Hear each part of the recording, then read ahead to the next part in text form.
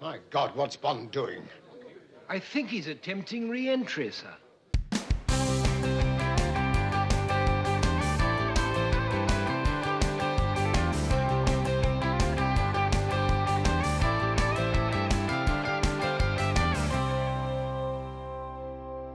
Hi there everyone, you're watching The Broken Meeple, a show devoted to board and card games. I'm Luke Hector and... Good morning, Vietnam! This is the second of essentially 3 videos that I am doing for Ivy Studios. The first one was on Fractured Sky, by all means go check out that review. But these next 2 are going to be devoted to one of their older games called Moonrakers. Just like the moon.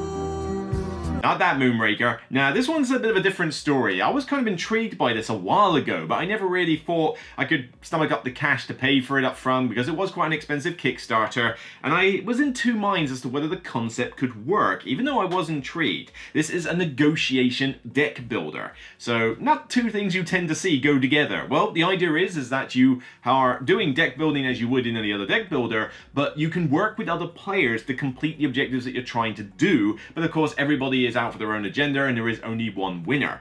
That alone did make me go, whew, this could work, but I wasn't prepared to sort of look into it at the time. I was too busy. Now though, got a bit of spare time and I've been getting into this along with the free expansions, so you will no doubt get some reports on those expansions in the next video where I do a Beyond the Base game on all 3 of them. But for now, we're just going to talk about Moonrakers in the base set alone, without any of the other expansions in. So, is it worth picking up when it's just the base, or are you going to need some of those expansions later? We shall see.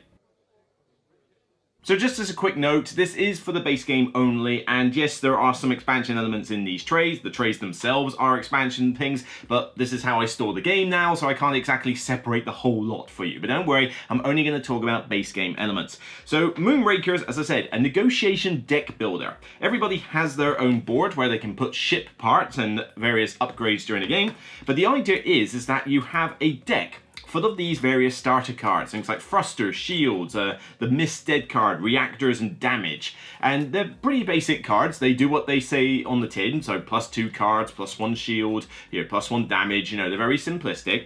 But the idea is that you will start off with a basic deck and you are trying to complete these various contracts. These contracts essentially have different requirements that you must play during the turn, and these will correspond to the different action cards that you've got. So orange is damage. Right, well, let's say for this one I need 5 damage, so I've got 5 orange here as well as 2 shields, 2 green.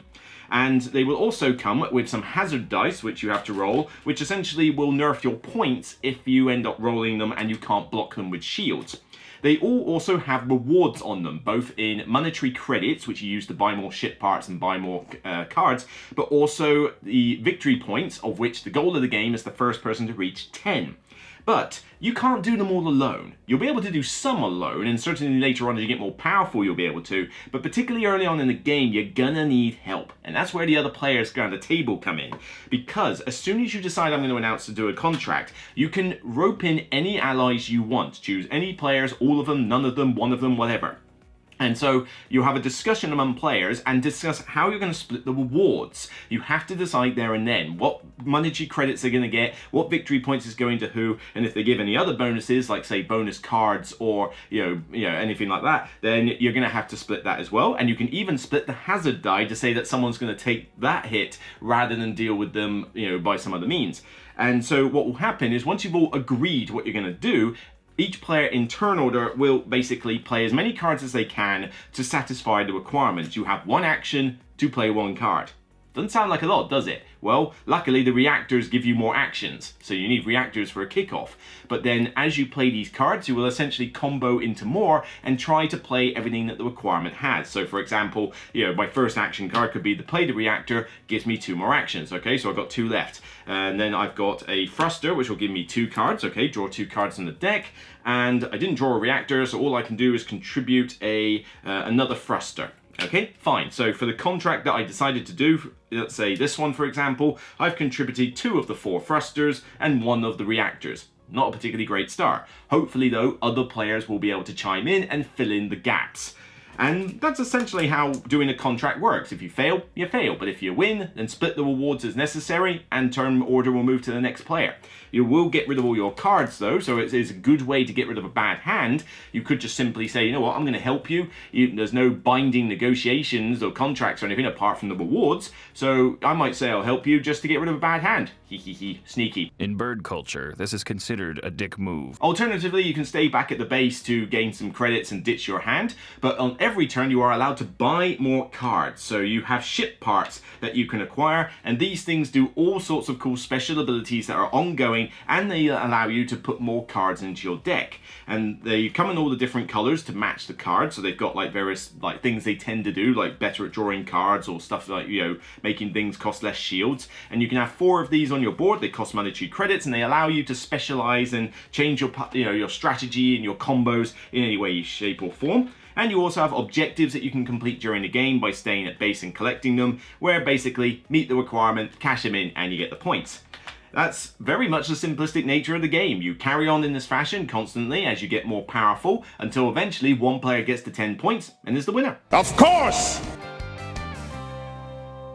Now, these games are not cheap. Ivy Studios does not do cheap. They're pretty expensive, retail or deluxe version. This one is the deluxe version especially, and yeah, not cheap, but you do get some very good quality stuff here. I mean, I like this minimalistic card artwork, which is both kind of like, you know, sci-fi-esque as it should be, but also very easy to distinguish colors on there. I mean, if you're colorblind, you'll have to rely on symbology, and there is symbology on these cards, so you can follow, oh, that's a damage card, that's a thruster card, even if you can't see orange, yellow, or blue, for example. But if you're not colorblind, these things will stand out quite nicely, and at a distance you can see the important information. You may not necessarily be able to fathom the picture in bad lighting, and certainly these boards with, you know, some of their kind of glossy embossed like covering on them can make them a little bit difficult to see at a distance. I mean, you know, this board in particular, you know, you might actually struggle to notice that it has, you know, parts on here that tell you how many cards need to be next to this display.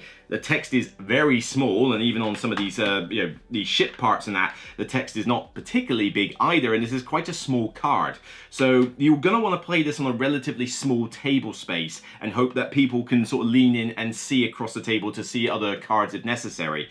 It's a bit of a niggle. It does get in the way occasionally, but not to the point where it's, you know, a major problem. Down in front! On top of that, you're getting cool little plastic ship pieces to represent the different players, and if you've got the deluxe set like I have, you've got very cool metal coins. I like these metal coins. They're 3 and 1, they're clear to see, they're clear to distinguish, they feel good in the hand. They're not like overly thick coins, but they still feel really good quality. I mean, they've got like a kind of almost like a circuit board style etching on them, so there's definitely like a multi-layeredness to this coin, and they are pretty nice. Whoop, losing the ship already.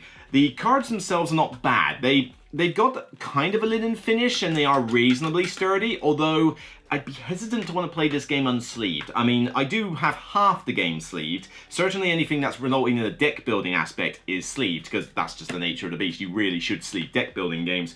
But I have not sleeved the square cards, because the square cards, you don't need to pick them up too often. They're not handled that often. And also, I'm not sure there is a sleeve that can actually fit these squares, because I haven't found one. Sleeve Kings, I don't think, does one. So if anybody does know what sleeves fit them, let me know. But honestly, I can get away without it, and for storage purposes, you're probably better off not doing it anyway. Because storage-wise, you get a decent insert in the backs, and well, why am I not using the insert? Well, that will become clear when we talk about the expansions, but the insert is pretty decent for the base game only. It stores the dice, it stores the coins, you've got the ship pieces in here, and then you can put all the cards in there, and it will fit them sleeved. It will be tight, it will be very tight, you know, they'll be very snug if you sleeve everything, particularly all the square cards as well, but they will fit. If you don't sleeve your cards, everything will fit in here very nicely. But yes, as you can tell, there's a lot of plastic here that seems to take up a lot of space for what is a big box. So it's not the best insert in the world, but it will do the trick, particularly if you're not a sleever, at least for now. We'll get onto that in the next video. I expected this game to be pretty complicated, or like a fair fiddly game, but no, it's actually pretty streamlined for what it is. I was quite surprised. The rulebook does look fat, but that's because they've gone for this weird styling where they kind of just waste a lot of page space. I mean, you open the first page and you get the components and the game overview. Okay, fantastic. and then you get this blank bit with the contents there, separated into the 3 sections, and then you get more wasted space with the section heading there. And it's like, okay, I didn't quite need that much styling in your rulebook. I mean, you could probably shave off a good 10 pages of this book if you just took out the blank stuff and condensed it down a bit. Making it bigger doesn't make it clearer. But that being said, it's pretty easy to follow. The language is good, it's fairly big text, and there's a lot of picture representation here. There's a lot of examples. You will not have very much in this book that doesn't have some picture to look at to illustrate the point it's trying to make. And there isn't that many rules in the game. I mean, a lot of these are examples. So that whole page here is literally the example of playing a contract. So it goes through in very fine detail how you would attempt a contract. But when you actually boil it down and see, okay, just how many rules are there? There's not a lot. I mean, you essentially choose a contract, you have discussions with the players, it tells you exactly what you can split on the card. The hazard dice are easy to do, the cards are self-explanatory for pretty much the most part. Really, the main part that you have to kind of learn and get used to is the ship parts, because, well, there's a lot of them. Also, the crew. I didn't mention this in the overview, but basically you can get crew cards that are sort of souped up powerful versions of normal cards that do special abilities, and you know, these ones are really great to have, but again, they're all unique abilities, so therefore there's going to be a slight learning curve to there, but they are good fun. But yeah, really, when I've taught this game, it has not been problematic to teach it. You'll get the occasional FAQ moment that does arise, but there is a glossary in the back. There's a pretty good community on Board Game Geek for looking up particular questions. You can easily contact Ivy Studios themselves. They're very passionate about this game. And if you really don't like reading rulebooks, go on Ivy Studios' website, or more importantly, their YouTube channel. They have their own YouTube channel. They have done instruction videos for how to play this as well as the expansions, and they are really, really good quality. I mean, they have, you know, good backdrops, good, you know, explanations, good visual like representation of what's going on. Apart from the fact that their music background is a bit loud, and I know the irony of that because some people tell me about my music, but trust me, my music's fairly quiet. Theirs is quite overpowering, but that little blemish aside, they are very good tutorial videos and definitely worth checking out.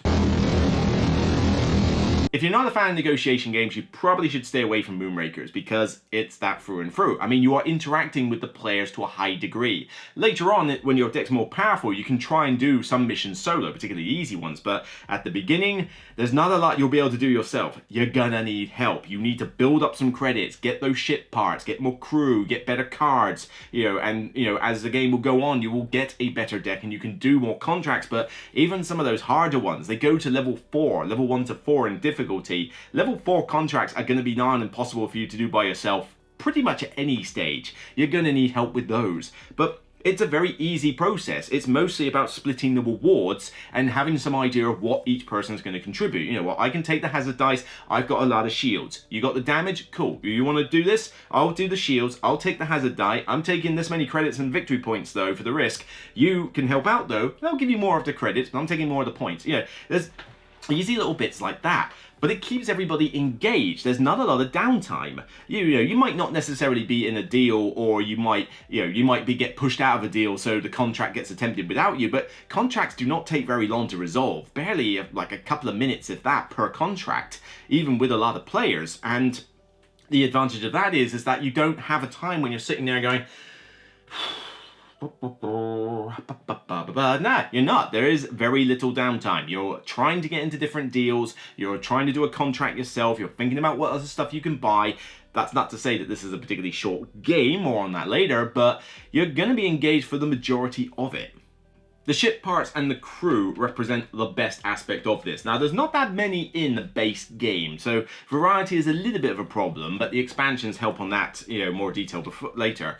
But these ship parts and crew are really cool. The fact that they're all unique and do lots of really cool abilities. You know, hiring a crew for your deck feels good. It's just like getting a really powerful card for your deck in any other deck builder. But then the ship parts are always really cool. You've got space on your board for 4 of them. So you can have 4 of them at any one time. You're allowed to replace if necessary. And you can build some really cool comborific stuff with these.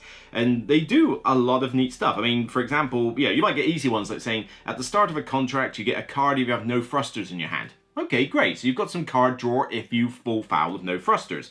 But then I like stuff like the jump jets. Allies receive +1 card at the start of a contract. So I have an incentive to have people ally with me because I'm saying, look, ally with me, we can do this hard contract here. I'm giving you a boost to help me here. And it also makes, people want me on the team because then I'm giving extra cards out as well. I mean, that's just the tip of the iceberg for what these ship parts can do, but I like having that variety and it allows people to feel differentiated while you're playing because these basic cards aren't differentiated, they are the basic cards, but you could still have one player go pretty heavy into damage and one player go heavy into thrusters and still get a nice element of variety from that.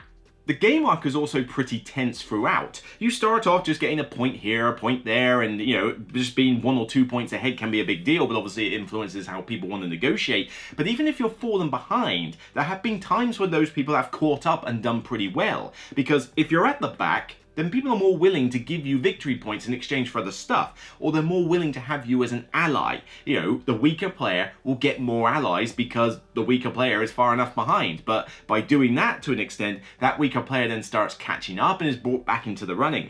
When you get to around the 8-9 point mark, it gets pretty tense. I mean, it's kind of on Dune Imperium levels for those of you who like the game. That one has a race to 10 points as well, and in that one every point counts. Well, in this it's kind of similar because you could get 1, 2, maybe even 3 points from a contract depending, and you might have an objective that's hidden from players that could get you another point. So when you get to that top bit, it's kind of anybody's game as to who could win, and there have been some very close tight finishes and some genuine surprises. One negative of this game that does crop up and you have to kind of get used to it is the dice themselves, the hazard dice. One thing that does irk me with mid-weight and heavyweight games is when these RNG or random number generator elements are thrown in on top of what is essentially a Euro game. These hazard dice are a bit on the swingy side. When you're rolling for a contract, for example, I mean, let's say I take a scout cruiser here, right? This has got 3 hazard dice on it. A hazard die can be 0, 1, or 2 hazards, and it's equal proportion, 2 blank, 2 1, and 2 2s. So there's an equal distribution of rolling really bad. For each one of these, you need a shield. And if you don't put a shield down, it negates a whole victory point. Pretty bad when you're trying to get victory points of a contract and then you end up having to take hazards without the shields. On top of that, if you're no more victory points on the contract, it deducts from your actual score. What? People have fallen behind as a result of these dice, and I'm not sure how I feel about them. I get that there's a little bit of tension there, and obviously if you're negotiating, you're going to take hazard dice, you should be demanding a bigger reward as an idea, and certainly you should be confident you're going to have the shields to block these. But, for example, let's say, I'm willing to do 2 hazard dice and you're willing to do 1. Okay, we roll the dice and, let's say for except purposes, I rolled 2 blanks. Okay, 2 blanks. I rolled 2 dice, got no hazards. Oh, that was cool, that was really lucky. Person who only wanted to take 1 die gets 2. And suddenly it's like, oh great, so you had 2 dice and got no hazards. I rolled 1 dice and I've got 2 hazards, and I only found 1 shield. I just lost a victory point by dumb luck. It's a luck element, and it's a bit of a pain. It's certainly a negative of the game, and it has hurt on occasion.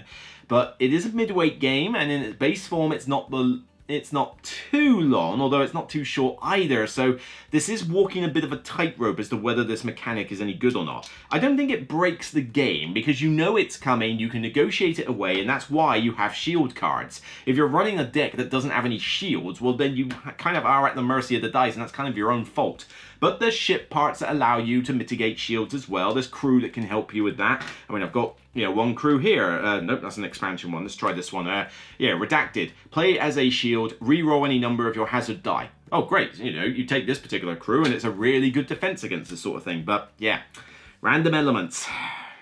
Could we have not found a more deterministic way to do this? On the subject of the RNG randomness, the objectives can also have a little bit of that aspect as well. Each one of them is worth a single point. None of them are worth 2, none of them are worth 3. But they vary in terms of their ease of being able to do them. I mean, some of them require you to have, after 4 ship parts, get a 5th part and replace one of the others for a single point. Well, that's not going to happen to a good chunk of the way into the game. And so, also ones like acquire 3 of the orange ship parts on your deck. Well, that's great if the orange ones turn up. But then, on as a different example, I mean, fail a contract as an ally. That's really easy. You just jump into a contract that you know you've got no chance of winning and fail as the ally, quick, 1 point. That is so much easier to do than some of these collect a million parts or collect like 6 to 8 credits and that. And, the problem with that is that, if you get a bunch of these really easy objectives, it can propel you into the lead quite quickly into the game. Now, you might have a sudden burst of points from somebody who has a bunch of these late game objectives, but that's assuming that they can get them out, period, and also whether they can get them out in time to catch up to other players. It's surprising that they didn't put more point values on some of these, or maybe just make them a little bit easier so you didn't have to get very specific requirements on some of them and really easy requirements on others. It varies from moment to moment. The length of the game is also on the variable side. It can take anywhere from between, I would say, 90 minutes to 2 hours easily. The box says 60 minutes to 120. I think an hour is if you're playing a solo, frankly. 60 minutes is not happening with a 3 to 4 or 5 player game. It just will not be possible. The game easily straddles the 90-minute mark, easily can go to the 2-hour mark, particularly with 4 or 5 players, and that's not too bad, not too bad. I can deal with it at that length. If it goes any longer than 2 hours, it's dragging its heels and we need to hurry up and end it. But I've not had a situation where it's gone too far beyond 2 hours, bearing in mind that's also including the teach. So it's not too bad a length, but you do have the dice to cater in with that. But if you think that you're going to play this as some quickie, sci-fi version of Dominion with a bit of negotiation, it ain't going to be that, okay? It does take a little while for people to build up their turns. I'm actually surprised they haven't put some kind of light speed variant to speed up the start already. I mean, maybe they could in the future do something like what Space Base did. I think it would work quite well. But, definitely you might find that this is a bit longer than you were thinking, but 2 hours is not too bad. Variety is a little bit of a weak spot in this game as well. Now, you'll see there's quite a lot of stuff I've got here, but that's because I've got expansions, okay? There's not a lot of the best element of this game, which is the crew cards and the ship parts. There are only 20 crew cards in this entire box, and only 37 ship parts. 37 ship parts is not too bad, but 20 crew is a very small amount. I would have liked there to have been a lot more, because you run the risk of actually seeing a good amount of the crew in one game, or certainly within about 2 to 3 games you will have seen most of them. And, for variety's sake, especially for the price point you're paying, I would have liked there to have just been more. Not to say the expansions won't go some way to fixing this, but we're talking about the base game alone. And so when you play this multiple times, you are going to see a bit of repetition in the sort of the different cards that you can get. Because even the ship parts, I mean, you've got 6 of them out on display. There's only 37 of them. You're going to see them come up pretty often. There's only 20 crew cards, and you're going to see 3 of them at a time. There's going to be some repetition there. Just would have been an easy fix to just put in more in the base box, especially when you are charging the price point that you are for this game. Spared no expense. Player scaling is also a little bit wonky with this. It says 1 to 5 players. Don't pick up this game if you're thinking of playing the solo or 2 player, at least not in this base game form. The 2 player and the solo game mode, I don't think are that interesting. You essentially have this little mercenary deck which is just made up of a bunch of basic cards. A bunch of them are revealed and you use those as your allies effectively, but it nerfs the value of the contract. And that's pretty much it. But come on. You are playing a negotiation game, okay? It is negotiation. Negotiation implies interaction with other people. Why would I take a negotiation game and make it solo? That doesn't make any goddamn sense, okay? Why would you even think that was a good idea? Well, you got me. By all accounts, it doesn't make sense. This seemed like just an excuse to shove in a solo mode for the sake of pleasing solo players, and honestly, I have said this a million times, not every game needs to have a solo mode bolted into it. But even the 2-player mode doesn't work that well. You play it pretty much like the base game, but you've got that mercenary deck as well, but would you really play a negotiation game with just 2 of you? That's just not enough. 3, 4, and 5 is where this game switches on. And yeah, actually, this game does work with 5 players. It's going to go on a bit long. You're definitely going to hit that 2-hour mark without any shadow of a doubt. And certainly, you might be waiting a while before it gets back around to a direct turn for you. So be wary of 5, but 5 still works. 3 and 4 players, though, is a really good number for this, because 3, you have 2 potential allies, and I think that's a good sweet spot for length versus interaction, but 4 is pretty damn good. 3 people to ally with, the game will still take around the 2-hour mark tops, and it's enough of a good game, like, from a negotiation standpoint, but it does mean that you are kind of looking at this as mainly a 3 to 4 player game, 5 every now and again, and the whole 1 to 2 aspect might as well be ignored. Now, I know that there is something called Luminor, which is this kind of computer-based game version of this, where you use the physical components from this and you play kind of like a story mode type thing with 1 or 2 player co-op. I have not tried that. At some point when I get some time, I would like to try it, and I will report in a podcast episode or something about what it's like. Maybe even I'll try and do like a screen share video of it. I don't know, but I will try and do something with the Luminor game at some stage. But ignoring that entirely, the 1 to 2 player mode in this, So Moonrakers is overall a pretty solid game, but it does have some blemishes here and there. I love the negotiation aspect in this, it keeps you engaged, and it's relatively smooth and pretty streamlined for what looked like a game that was going to be pretty fiddly and nasty. The cards look cool with the minimalistic artwork, and if you've got the deluxe edition, these coins are really nice, but it does pop on the table even though it is a minimalistic idea.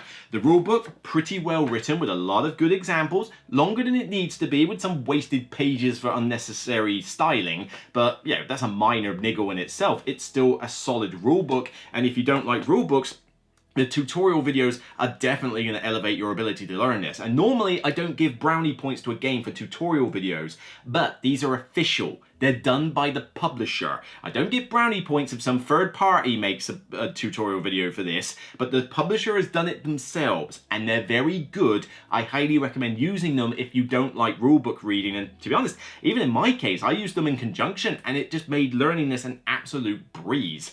It's definitely worth your while. But I like the idea of building up your deck with cool crew cards and the ship parts. That's really cool. But the blemishes of variety are a bit of a pain, because this is going to have a bit of a limited lifespan in its base game form. You also have to put up with some random elements, like the objectives being a bit swingy on how easy they are to do for a single point, and particularly the hazard dice, which can make or break a player in a particular contract, and if you just happen to roll bad luck with these, particularly in successive turns, it can really hurt your chances to win, and it's not like it was your fault, it was just bad luck with the dice, especially as you can roll equally bad and equally good with these things. But the game itself, still pretty solid. It just maybe needs a little bit of extra content, and you have to put up with those random elements, but the expansions might help with that, we shall see. But if I'm going to rate this as a base game only, I'm going to say 7 out of 10, good game. This is definitely getting a seal of endorsement from me, because it is a very enjoyable game, but you know, it's going to have a limited lifespan. It is quite a pricey game regardless of which edition you buy, and you have to put up with a couple of blemishes here and there. But for a game that takes less than 2 hours, fills a niche, gives me like a negotiation and deck building, which I like. Those two mechanics are really cool for me, and manages to make it work really particularly well and pretty well streamlined, is an achievement in itself. But we'll get on to more detail in the expansion videos, where I talk about how this game can potentially be elevated a little further. But base game alone, 7 out of 10.